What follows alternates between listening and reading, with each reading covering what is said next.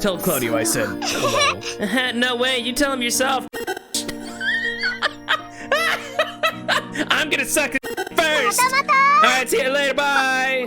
Yo, wait, hey.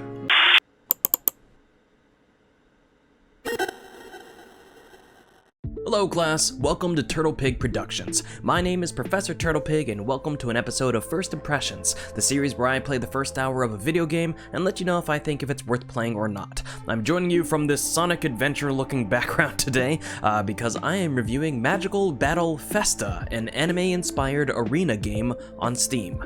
If you're new, welcome in, and if you're already a subscriber, thank you for coming back to class. If you want to help me keep doing what I do, please consider throwing me a like, subscription, or joining my Patreon for exclusive content, early sneak peeks, and behind-the-scenes content. Magical Battle Festa is an arena third-person fighting or shooter with magical girl and mecha anime vibes. I'll be sharing my opinions on this game and awarding 0 to 5 points on the following criteria: aesthetics, gameplay, storyline, and fun. Magical Battle Festa was released in 2014, developed by Fly System and published by Playism. The game seems to be a love letter or a spiritual successor to Magical Battle Arena, the only other game developed by Fly System. Magical Battle Arena is a game that looks and feels much like Magical Battle Festa, but instead of featuring all original characters, features crossovers of various magical girls from anime and video games, including Cardcaptor Sakura and Slayers. The game is available for $9.99 USD via Steam.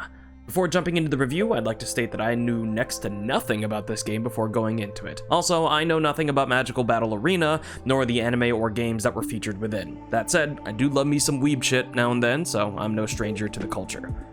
The aesthetics in this game seem to mimic the anime stylings that inspired it. The character designs are interesting, normally honing in on some kind of character archetype like the klutzy heroine, dependable best friend, immature child, and posh European lady. The designs and artwork for each of these characters are pretty solid, and is probably my favorite thing about the game's aesthetics. However, the way these characters look in-game is very dated. The graphics of the game look more like they came from the Dreamcast era than 2014. I love classic games, but this particular era of 3D games is not a particular style that I love. The environments are techy and bizarre, matching the strange techno-magical setting of the game's story. Honestly, because of the nature of the game's focus on magical powers, most of what you'll be looking at are the effects from each character's attacks, which, again, look like they came out of the early 2000s. I know this was made the better half of a decade ago, but the other indie games that were released in 2014 were The Long Dark, Transistor, and The Talos Principle. All very different in style, but each managed to nail gorgeous aesthetics with an indie studio budget. As much of a gaming weeb as I can be, I really was not a fan of the way that this game looked, so I'll be giving it a 1 out of 5 for aesthetics. Like I mentioned, the game is an arena third-person fighting/shooter. For those unfamiliar with any of those terms, the game consists of fights that are contained in an enclosed arena-like setting, and there is no free roam or exploration gameplay elements.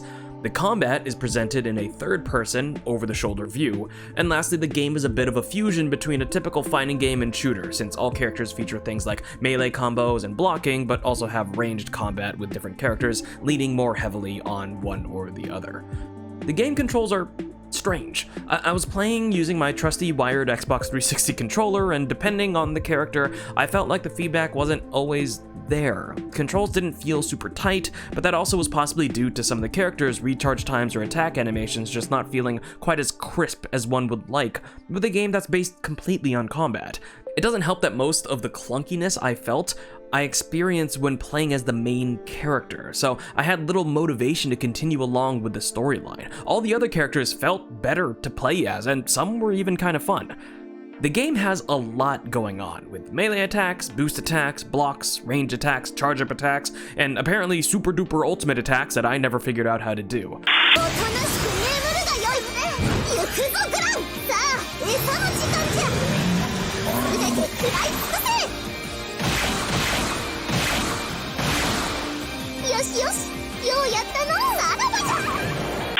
It's admittedly a bit difficult to wrap your head around at first, and I never really got the hang of it, so I definitely say there's a hefty bit of challenge to it, and I found myself struggling through it. The mechanics didn't feel particularly new or exciting to me. If I were to compare it to a more popular game, I'd say that there are elements of it that are kind of like a simplified Dragon Ball Xenoverse. Ultimately, I found myself wrestling with understanding the game, why some characters felt like such dog shit to play as, and whenever I beat an enemy, I felt more relieved that I wasn't playing anymore than I was proud of my accomplishment. I was stuck somewhere between being frustrated or just not enjoying the gameplay, so I'm gonna score this somewhere between a 1 and a 2, with a 1.5 for gameplay. In regards to storyline, it is presented between fights in simple text-based cutscenes with some voice acting thrown in. It's what I would expect to read in some manga or see in an anime. Magic is discovered as a new energy source in the near future, but with the discovery of this new energy source, there are people that abuse it and weird anomalies showing up. As a way to combat this, mages are trained to use magic to protect folks and fight the bad stuff.